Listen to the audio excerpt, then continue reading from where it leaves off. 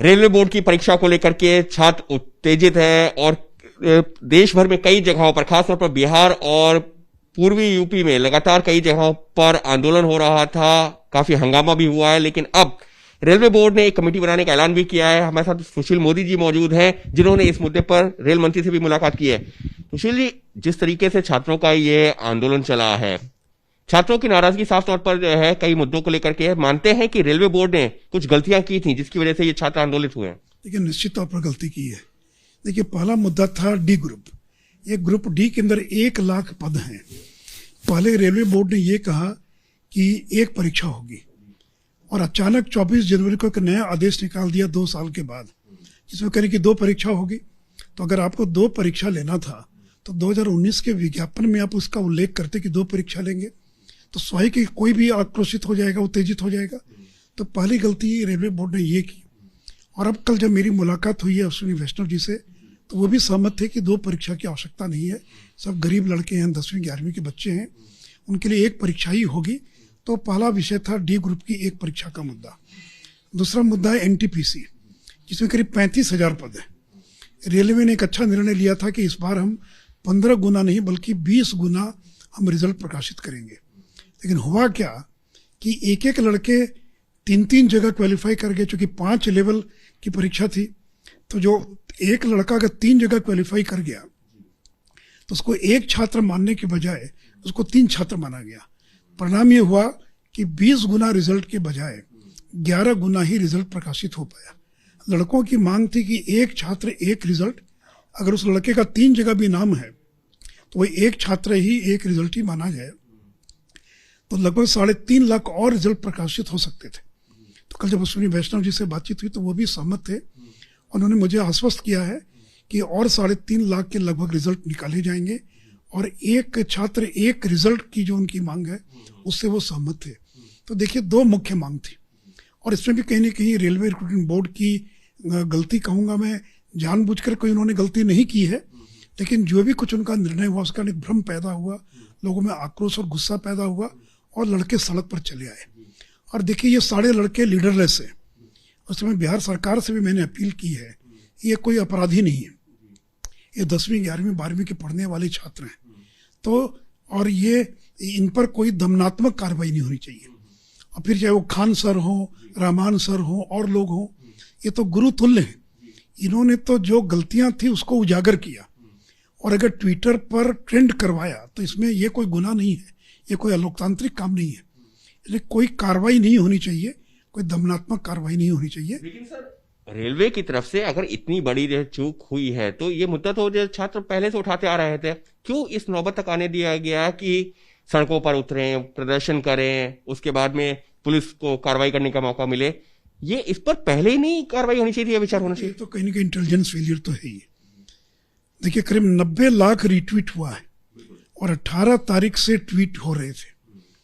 लेकिन अब इसको किसकी गलती माने हम, लेकिन कहीं ना कहीं फेलियर तो है कि इतना बड़ा आंदोलन खड़ा हो रहा, तूफान खड़ा हो रहा है और फिर उसी बीच में 24 जनवरी को एक आदेश निकाल देना कि 2 परीक्षा होगी। इस आदेश ने आग में घी डालने का काम किया। तो अश्विनी वैष्णव जी खुद IAS की परीक्षा उत्तीर्ण होकर आए, उनको उन सारी कठिनाइयों की जानकारी है। उन्होंने कहा कि हम छात्रों का कोई अहित नहीं होने देंगे, छात्रों का कोई नुकसान नहीं होने देंगे और ये दोनों मांगों पर पूरी तौर पर सहमत हैं। उन्होंने कहा कि जो कमेटी बनी उसके सामने भी सारी बातें आ जाए, उनकी रिपोर्ट आ जाए, तो मैं इन दोनों के अलावा और भी जो मुद्दे होंगे हम लोग उसका समाधान करेंगे। तो सर, क्या आप कह रहे हैं कि जब रेल मंत्री साहब की मुलाकात हुई तो रेल मंत्री को भी इस बारे में पहले पूरी जानकारी नहीं थी जिस तरीके से नतीजे निकालेगा? नहीं, देखिए, रेल मंत्री इतना बड़ा रेल महकमा है, रेलवे बोर्ड परीक्षा लेता है, तो स्वयं कि किसी मंत्री को हर चीज़ की पूरी जानकारी हो ये कोई आवश्यक नहीं है। लेकिन जैसे ही उनके संज्ञान में आया उन्होंने तुरंत कमेटी बनाने का ऐलान किया और सारी परीक्षाओं को उन्होंने स्थगित करने का ऐलान किया।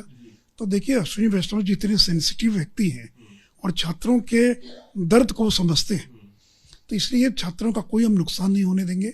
और साथ ही साथ मैं बिहार सरकार और रेलवे से भी अपील करूंगा कि कोई दमनात्मक कार्रवाई नहीं होनी चाहिए। करें कि जितने मुकदमे वगैरह अगर दर्ज हुए हैं तो वहां पर वो वापस होने चाहिए, और जिन पुलिस वालों ने लाठीचार्ज वगैरह किया उनके खिलाफ भी? नहीं, देखिए, लाठीचार्ज हुआ है क्या स्थिति बनी नहीं बनी मैं उसके बारे में नहीं कह सकता हूँ, लेकिन यह कोई अपराधी नहीं है। और भ्रम पैदा हुआ, भ्रम के कारण लोग सड़कों पर आ गए, लीडर्स लोग थे, हम लोग भी जेपी आंदोलन में 74 में इसी उम्र के लोग थे। तो बिहार में 12 शहर में कर्फ्यू लगा था। तो ये बच्चे हैं, अगर अनजाने में कुछ उन्होंने कर दिया तो इनको कोई अपराधी बनाने की आवश्यकता नहीं है। इसलिए सरकार को पुनर्विचार करना चाहिए और छात्रों शिक्षकों पर से जो मुकदमे हैं उस पर सरकार को पुनर्विचार करना चाहिए। सबके बीच में आप कह रहे हैं कि रेलवे बोर्ड ने भी गलती मानी है, खुद मुझे रेल मंत्री ने भी आपसे बातचीत की है, कमेटी बनाने का ऐलान कर दिया है, लेकिन बिहार में तो आज भी खासतौर पर पप्पू यादव समेत जो कुछ राजनीतिक दल हैं जो आज भी प्रदर्शन कर रहे हैं, हम जो तस्वीरें वहां देख रहे हैं, बाजारें जबरदस्ती बंद करवाई जा रही हैं, इस तरीके से आज भी प्रदर्शन जारी है। देखिए, इसमें कहीं छात्र नहीं है। जो राजनीतिक दलों से जुड़े जो छात्र संगठन हैं, उनके जो समर्थक हैं वही सड़कों पर है, झंडा लेकर चलने वाले लोग हैं। वो तो कमेटी बनाने का ऐलान होने के बाद ही लोग अपने अपने घरों में लौट गए। पिछले 2 दिनों से कहीं भी छात्र सड़क पर नहीं है, लेकिन लगा कि आग लगी है तो इसमें रोटी सेक लो, लेकिन इसका लाभ उनको नहीं मिलने वाला है। आप देखेंगे पूरे बिहार के जो भी विजुअल्स आ रहे हैं उसमें आम विद्यार्थी नहीं है, लेकिन हर दल के पास 10, 20, 25 लड़के तो हो ही सकते हैं। तो और लोगों को भरोसा नरेंद्र मोदी की सरकार पर है, अश्विनी वैष्णव पर है। इसलिए मैं लड़कों से भी अपील करूंगा, धैर्य रखिए और जो हम लोगों ने घोषणा की है उसको लागू करवा कर हम लोग रहेंगे। मतलब आप कह रहे हैं कि राजनीतिक फायदा उठाने के लिए जबरदस्ती इस मामले को और तूल दिया जा रहा है, जबकि केंद्र सरकार ने भरोसा दिया है कि जो छात्र हैं उनकी बात मान ली गई है, उस पर आगे भी विचार किया जाएगा। निश्चित तौर पर जो 2 मुख्य बात थी उस पर सहमति है और उसका हम समाधान निश्चित तौर पर करेंगे। नहीं करें राजनीति, उनका तो काम ही राजनीति कर रहे हैं, उनको कौन रोक सकता है। यूपी का चुनाव है, उनको लगता है। और देखिए, प्रयागराज में जो घटना घटी वो बहुत ही दुर्भाग्यपूर्ण घटना थी। जिस तरह से पुलिस वाले जो हॉस्टल में घुसकर कमरों के दरवाजों को तोड़ रहे हैं, ये पुलिसिया जो तांडव है, और इसलिए कुछ लोगों को वहाँ सस्पेंड भी किया गया है। तो इसलिए जो कुछ हुआ दुर्भाग्यपूर्ण हुआ है और ये भ्रम पैदा होने के कारण हुआ है। लेकिन मुझे लगता है कि अब सारा मामला नियंत्रण में है और छात्र जो चाहते हैं उसी दिशा में सरकार आगे बढ़ रही है। विपक्ष के दबाव में तो नहीं, क्योंकि विपक्ष कह रहा है कि हम भी जो है सरकार के ऊपर लगातार दबाव बना रहे थे, तब जो सरकार इस तरीके से फैसले ले रही है। उसको तो कुछ पता ही नहीं है। विपक्ष तो केवल रोटी सेकने का काम कर रहा है। और आज देख लिया पूरे बिहार के अंदर कहीं बंद है क्या, और कोई भी 10-20 लोग जाकर रेल के सामने खड़े होकर रेल को रोक सकते हैं, तो वो कोई आंदोलन नहीं है। तो आम विद्यार्थी जो है उनको हम लोगों पर पूरा भरोसा है।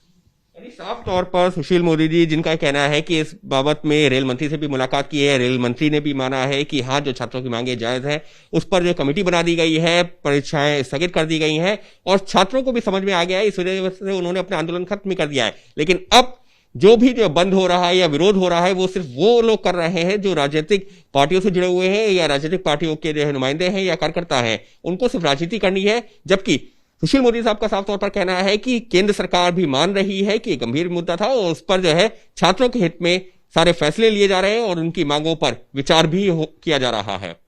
कैमरा पर्सन वरुण के साथ अंकित गुप्ता, एबीपी न्यूज, दिल्ली।